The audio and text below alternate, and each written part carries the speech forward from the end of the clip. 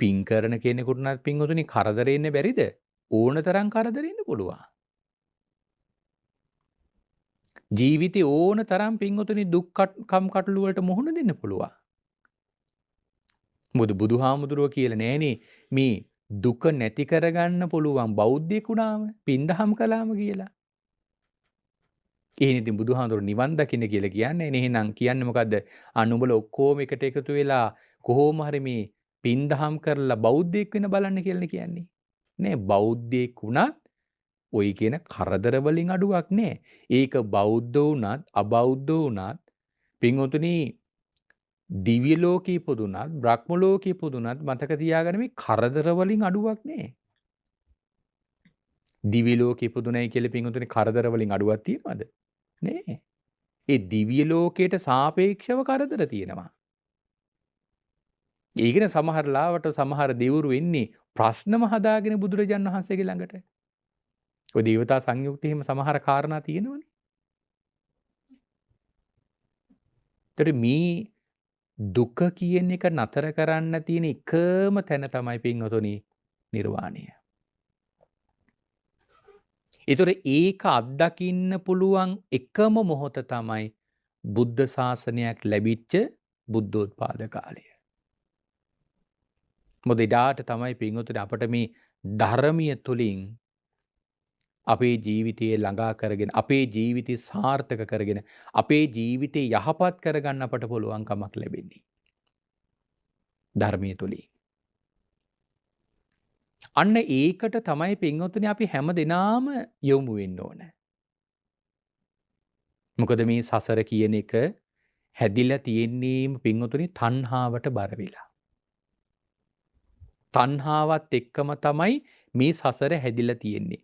පින්වතුනි අපේ හිත ඒ තණ්හාවට බර නිසාම අපේ හිත හැම වෙලෙම අදින්නේ කොහාටද? කුසල් පැත්තටද අකුසල් පැත්තටද? වැඩිපුරම හිත අදින්නේ අකුසල් පැත්තට. ඒකනේ පින්වතුනි අටසිල් සමාදන් වෙච්ච අය සිල් පවාරණය වෙන්නේ. නිකවට බලන්නකො අටසිල් සමාදන් වෙච්ච කෙනෙක් මොකටද පවාරණය වෙන්නේ හේතුව කියලා? පව් කරන්න තියෙන කැමැත්තට. නැත්නම් ඉතින් අටසිල් වල එක දිගටම ඉන්න පුළුවන් නේ. පවාරණය වෙන්නේ ඉතින් ඉච්චරටම අර පව් කරන්න කැමැත්ත තියෙනවා.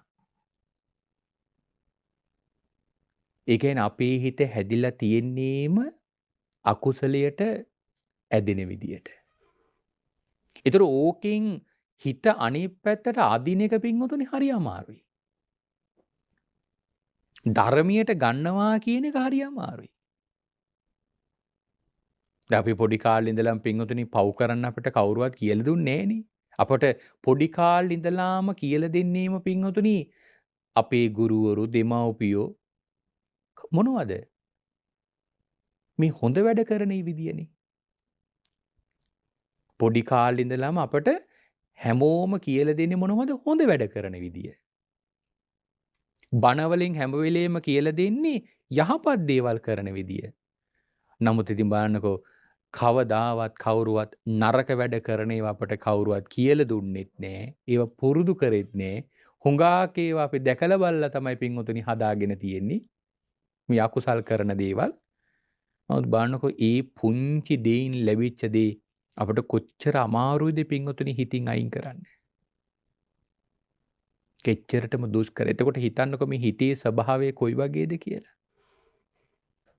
ඉතින් ඒ නිසානේ පින්වතුනි මේ ආර්යයන් වහන්සේලා සසරේ නොයෙක් ජීවිතවල පින්වතුනි මේ බුද්ධ ශාසනය ළඟට එන්න මහා පින් කරගෙන ආපු අය සසරේ අසරණ වුණේ.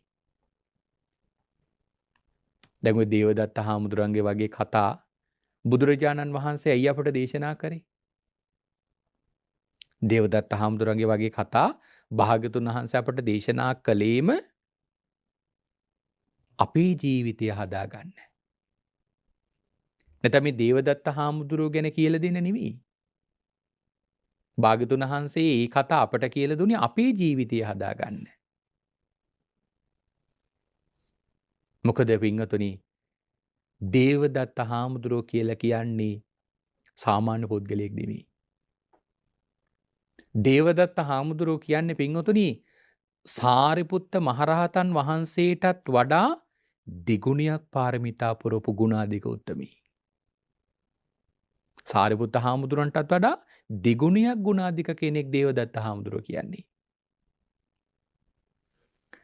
එතකොට පින්වතුනි ඒ දේවදත්ත හාමුදුරුවෝ ඔය වගේ අසරණ භාවයකට පත්වුණේ මොකක් නිසාද? අර සේරිවාණජ ජාතකයේදී ඇතිවෙච්ච සිදුවීම නිසානේ.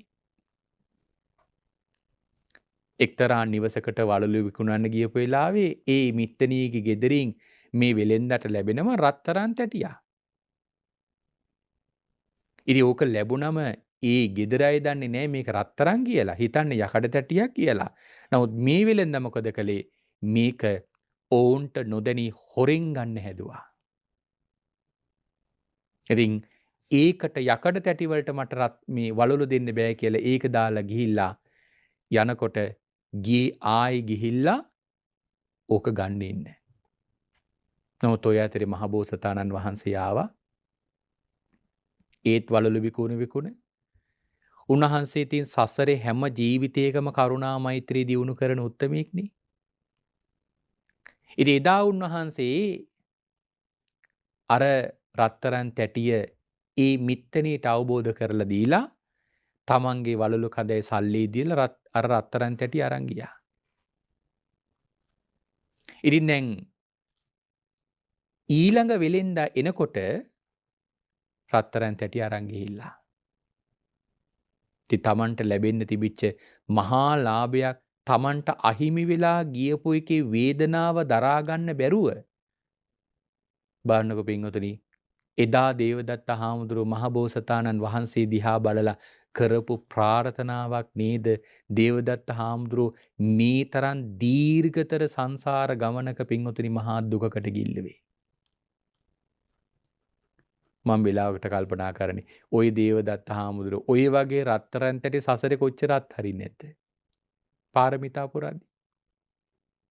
කී වතාවක් රජකම් අත්හරින්නේ නැද්ද? කී වතාවක් සිටුකම් අත්හරින්නේ නැද්ද? තමන්ගේ ශාරීරිය කොච්චර දන් දෙන්නේ නැද්ද? නමුත් බලන්නකො ඉහිම ආපු මේ දේවදත්ත හාමුදුරුවෝ සංසාරයේ පින්වතුනි එක තැනක් වරද්දගත්තු එකෙන් පින්වතුනි ජීවිත කීයක් පින්වතුනි මේ මහා අවීචයේ ගිල්ලෙව්වද? ඒතර හිතා ගන්න පුළුවන් නේද පින්වතුනි අපි මේ හිතේ ස්වභාවය කොයි වගේද කියලා?